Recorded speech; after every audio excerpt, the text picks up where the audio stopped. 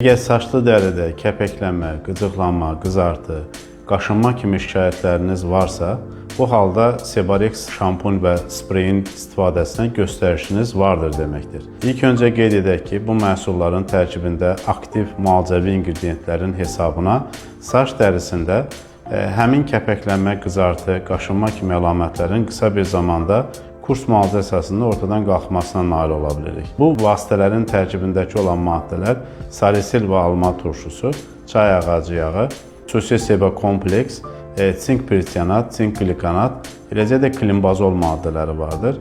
Həmin bu maddələr Sebarex spreyinin və Sebarex şampununun tərkibində fərqli nisbətdə tərkib hissəsi olaraq daxil olunub.